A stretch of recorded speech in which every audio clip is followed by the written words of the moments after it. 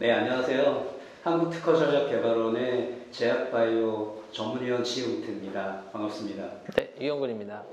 네, 오늘은 IP&R&D 본류라고 할 수 있는 IP&R&D 기본 사업에 대해서 한번 우리가 이야기를 좀 나눠보려고 해요. 특별히 그 중에서도 산업 분야가 여러 가지가 있지만 우리 유영근 전문위원하고 제가 속해 있는 곳은 제약바이오 분야가 되겠습니다. 그래서 오늘은 제약바이오 분야의 IP&R&D가 어떤 의미가 있고 어떤 방향으로 우리가 중요한 퍼포먼스를 끄집어낼 건지 그런 기본적인 내용들에 대해서 서로 한번 이야기를 좀 나눠보도록 하겠습니다. 네, 지피님이 먼저 IP&R에 대한 계약적인 설명을 해주시죠. 제가 그동안 IP&R을 약 7년 정도 수행을 해봤는데 기업의 사이즈에 따라서 또 회사의 여건에 따라서 다양하게 들어오는 분야들이 많이 있는 것 같아요. 그 중에 가장 중요한 거는 일단 특허 창출 쪽에 관심이 있는 기업들, 그 다음에 두 번째는 내가 사업을 실시하려고 개발하려고 하는 어떤 특정 기술이 굉장히 많이 좀 세팅이 되어 있는데 그런 기술들이 다른 선행 특허에 혹시 침해가 될 수가 있을지에 대한 부분. 그리고 세 번째 요소로는 기본적으로 갖고 있는 기술들이 향후에 좀 중장기적으로 연구개발 방향을 과연 올바르게 우리가 끌고 갈 수 있는지에 대한 크게 세 가지로 보통 우리가 이야기를 하고 있습니다.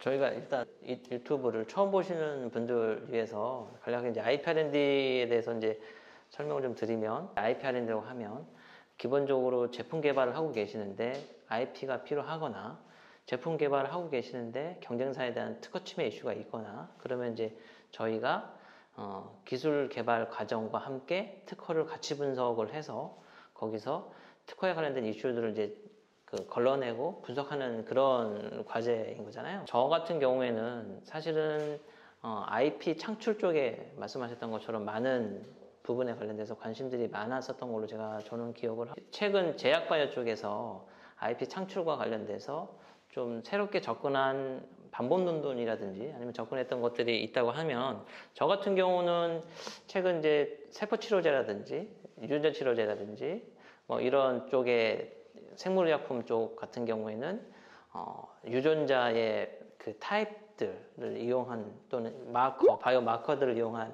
것들이 좀 많이 개발되어지고 있고 접근하는 쪽이 많았었는데 혹시 피디님은 뭐 비슷한 사례가 될 수도 있을 것 같아요.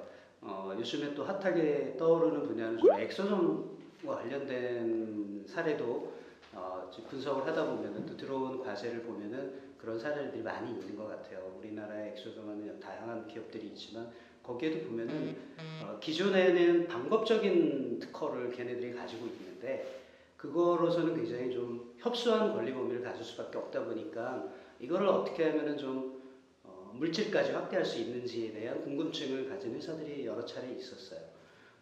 금방 유영근 PM님 말씀해 주신 대로 원천 특허, 물질 특허의 어떤 마커, 바이오 마커라든가 뭐 바이오 마커는 다양하겠죠. 프로테인이든 다양한 마커들을 권리를 어떻게 가져갈 거냐에 대한 부분도 여전히 엑소솜에도 그런 부분들은 많이 존재하고 있는 것 같습니다.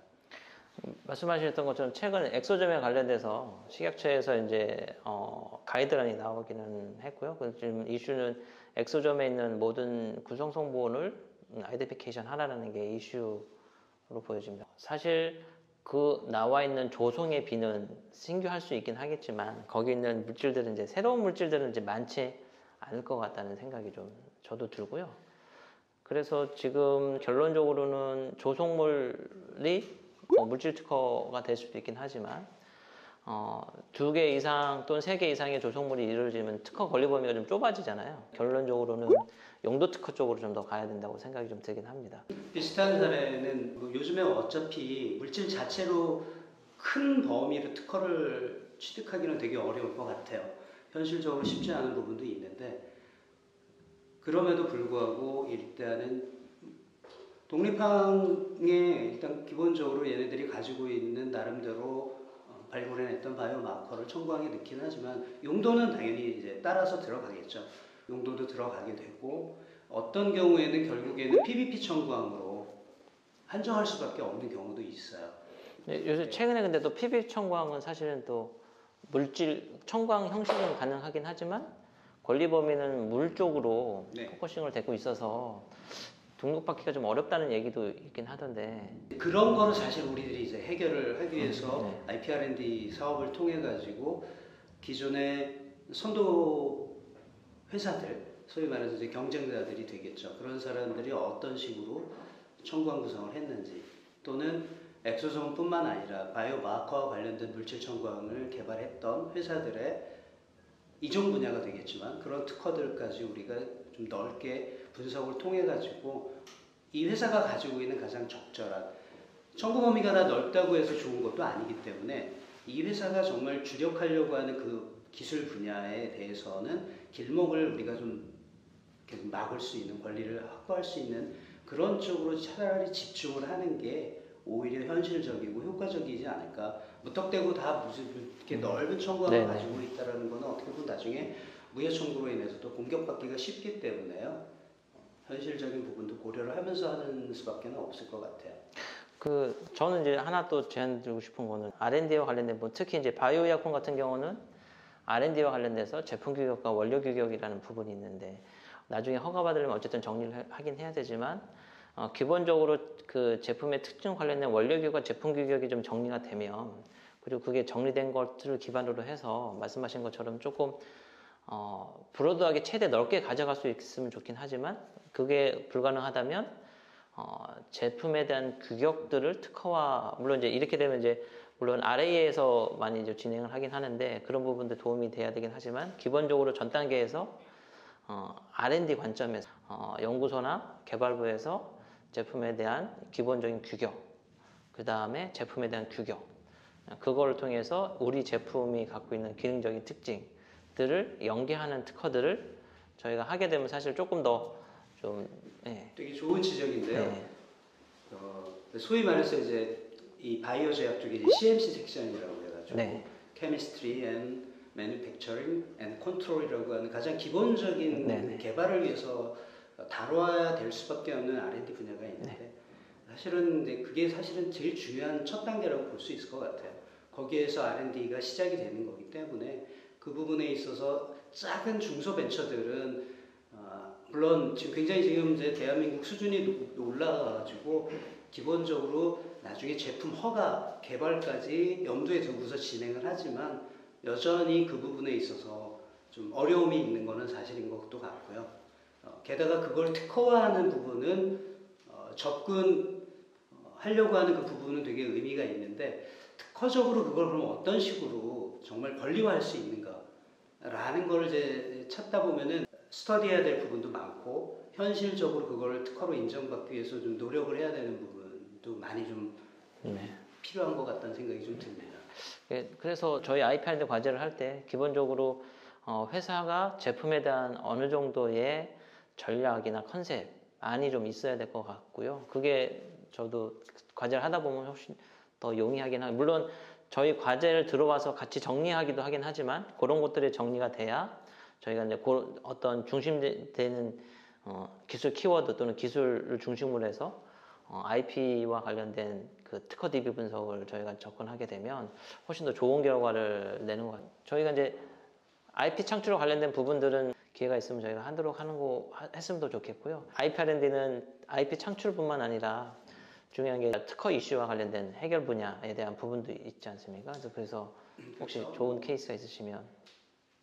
두 번째로 우리가 이제 보통 짚고 넘어가는 거는 결국은 최종적으로 제품이 돼서 물건이 나와서 사업을 해야 되는데 이 사업하기 위해서 가장 기업들이 고민스러운 거는 내가 갖고 있는 기술이 실제로 제품이 되었을 때 침해 이슈는 없는지에 대한 부분들도 상당히 굉장히 중요한 요소가 될 것 같아요. 근데 우리들이 접하고 있는 대부분의 기업들이 스타트업들도 많고 그러다 보니까 저는 그런 식으로 일단은 접근을 하는 게 특허 침해에 대해서 너무 이렇게 막 조바심을 갖고 두려워하고 할 필요는 없다고 저는 과제를 할 때 이야기를 처음에 꺼냅니다. 그 이유 중에 하나는 개발 기간이라는 것도 고려해야 되고, 그리고 우리가 나중에 디자인 어라운드를 통해 가지고 회피할 수 있는 부분도 또 상당 부분 존재한다라는 게 제 그동안의 경험이기 때문에 굉장히 중요한 포인트이긴 하지만 오히려 거꾸로 또 공격적으로 우리가 침해함에도 불구하고 그거를 극복은 못하더라도 IP 창출이라고 하는 걸로 다시 걔네들하고 딜을 할 수 있는 부분들. 그러니까 너무 이제 특허 침해에 대해서 좀 이제 소극적으로 이렇게 하면 어떡하지? 이거 침해되면 어떡하지? 이렇게 너무 걱정하는 것보다는 오히려 거꾸로 이렇게 도전적으로 한번 이제 치고 가는 것도 필요할 것 같습니다. 물론 여전히 그렇다고 해도 특허 침해에 대해서 소위 말해서 FTO라고 하는 부분은 관점에 있어서 우리가 분명히 해결해야 될 부분은 해결을 해야 된다고 보는 거죠. 다만 이제 초기 기술들은 너무 네거티브하게 생각하지 말고 오히려 긍정적으로 그걸 받아들여가지고 내 기술 개발하는 데 좀 도움이 되는 방향으로 접근하는 것도 혹시 필요하지 않을까 생각을 합니다. 네, 저도 이제 그 특허 침해를 저희가 가장 이슈가 되는 부분은 돈을 받고자 하는 상업적인 실시가 돼야 되는 부분이고 이제 그걸 이제 법에서는 업이라는 말로 좀 표현을 하고 있어서 특허법상에서도 개발 기간 동안의 부분은 이제 보호가 된 특히 이제 의약품과 관련된 부분, 약사품과 관련된 부분들은 개발을 위한 부분은 또 특허 침해가 안 되는 부분이 있어서 그 제도를 충분히 활용하는 게 저도 좋을 거라고 생각이 들고요. 아까 말씀해 주신 것처럼 결론적으로는 발매 시점부터 침해가 되기 때문에 제약바이오 쪽에서는 가장 중요한 게 내가 어느 시점에 발매할 것인가에 대한 것들이 기본 안이 정해져 있어야 그걸 통해서 발매 이전까지 존속기한이 만료되는 특허라든지 이런 것들은 사실 볼 필요가 없는 거죠. 그리고 그 이후에 대한 부분에 대한 특허들만 저희가 분석하면 되는 부분이 있고 이제 그렇게 됐을 때 봐야 되는 부분이 말씀하신 것처럼 좀 더 줄어들 수 있고 효율적으로 볼 수 있다는 부분을 지금 말씀해 주셨습니다. 저도 그렇게 많이 접근을 하고요. 기본적으로 특허뿐만 아니라 PMS 제도가 있기 때문에 일반적으로 제네릭 제품들은 뭐 PMS 만료 전에는 발매를 할 수 없기 때문에 또 PMS까지 저희가 고려해 볼 수 있을 것 같고요.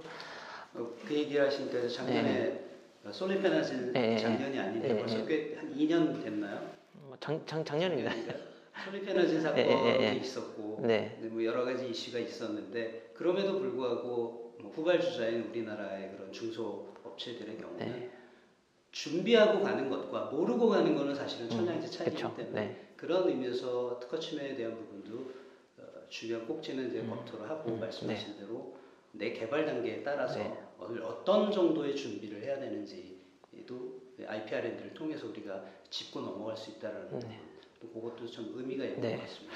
그 아까 말씀하신 것처럼 만약에 이제 특허를 좀 만들고 나면 앞에 있는 권리가 굉장히 넓고 뒤에 있는 권리가 좁을 때 또는 이제 일부 중첩되는 경우가 생기면 특허법상에서 이용관계라는 부분들이 이제 얘기가 되어 있고 국내는 트리스 제도에 대한 영향으로 이용관계 시 이제 후 특허권자가 실시할 수 있는 권리에 대한 부분들이 있습니다. 다만 최근에는 경제적 이점이 있다는 부분에 대한 것들을 접근하기가 쉽지가 않아서 활용을 못하고 있긴 한데 건강보험심평원에서 경제성 평가라는 걸 지금 진행하고 있어서 저는 향후에 이런 경제성 평가 제도를 이용하면 내 약물이 경제적으로 이득이 있다고 한다면 아까 말씀드렸던 이용관계 중에서 후 권리자가 시식권을 확보할 수 있는 방법이 있는데 그 중에 하나의 요소가 경제성에 대한 부분인데 그걸 경제성 평가를 활용하면 훨씬 더 그런 부분들이 활발해질 수 있을 것 같아요. 굉장히 중요한 부분인데 사실은 그 경제성 평가가 근데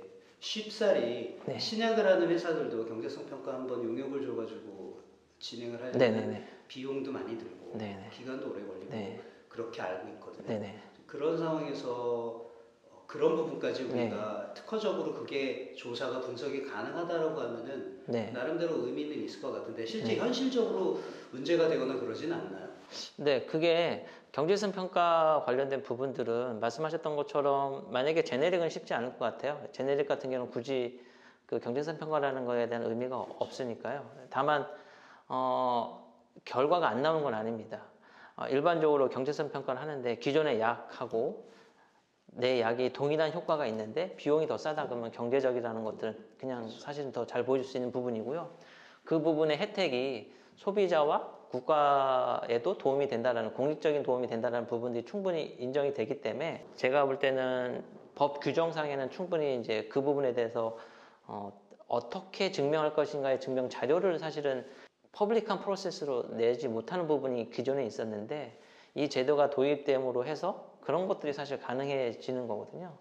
그 두 번째는 저희가 이제 신약이 아니라 만약에 계량 신약을 한다고 한다면 훨씬 더 이제 좋은 것 같고요. 계량 신약이 되는 경우에 기존의 신약보다 효과가 훨씬 더 좋다라고 하면 그 효과가 경제적으로 얼마나 좋으냐라는 것들을 저희가 구할 수 있는 거고요. 거기서 이제 네. 궁금한 네. 사항이 생기는데 그러면 그거를 특허적으로 우리는 어떤 식으로 활용이 가능한 걸까요? 아까 말씀하신 거죠. 원개발사의 특허와 내 특허가 권리 범위가 중첩돼서 이용 관계가 성립이 된다. 그러다 보니까 우리가 이제 선행된 특허 때문에 실시를 못하는 부분이 있는데 후 권리자가 시시권을 확보하기 위한 전략으로 이 경제성 평가라는 부분을 이용해서 법조문상에 아마 138조에 시시권에 관련된 규정이 있을 겁니다. 그 규정 중에 한 요건이 선행 기술에 대해서 경제적 가치가 있을 것을 증명을 해야 되는데 기존에는 그걸 증명할 수 있는 수단이 마땅치 않았었어요. 그런데 경제성 평가라는 부분들이 이미 5년 전부터 건강보험 심평원에서 이 제도를 도입을 해서 각 약물에 대한 경제성을 이미 평가하고 있고 그걸 통해서 이 약물에 대한 약물 가격을 결정하기 때문에 그런 것들을 활용한다고 하면 선제적으로 앞에 특허가 있어도 우리가 이미 특허를 만든 다음에 그 특허의 실시권을 중첩되는 부분에 관련돼서는 경제성 평가를 통해서 받을 수 있을 것 같고요. 이제 그렇게 되면 기존에 있는 원 개발사에 와도 크로스 라이센스라든지 조금 더 큰 비즈니스를 할 수 있는 부분 관련돼서 보다 그 후발 또는 개선된 제품을 갖고 있는 그 개발업자들한테 도움이 될 것 같고요. 사실 실질적으로 원 개발사의 특허가 있지만 전체적인 의미에서는 이후에 개량되어 있는 새로운 제품이 환자들이라든지 시장에 나오는 게 더 선이라고 저는 생각이 들긴 합니다. 물론 앞에 있는 먼저 개발한 사람이 개발 이익이 확보가 돼야 되는 부분도 있긴 하지만 적정한 시점에서 어느 정도 시점에서 또 개량된 게 또 나와야 되는 부분도 있고요. 그리고 또 그런 것들이 또 더 촉진되면서 그것이 시장적으로 볼 때는 누가 다 먹는 게 아니라 같이 이제 나눠 먹고 협력할 수 있는 시스템이 될 수도 있을 것 같아요. 그렇게 되면 훨씬 더 약물에 대한 개선이라든지 또는 좋은 제품이 시장에 빨리 나올 수 있는 계기가 될 수 있을 거라고 생각이 듭니다. 기존 제품이 좋긴 하지만 부작용이나 환자의 사용 편의성이 개선되지 않았거나 뭐 이런 것들에 대한 이슈도 있거든요.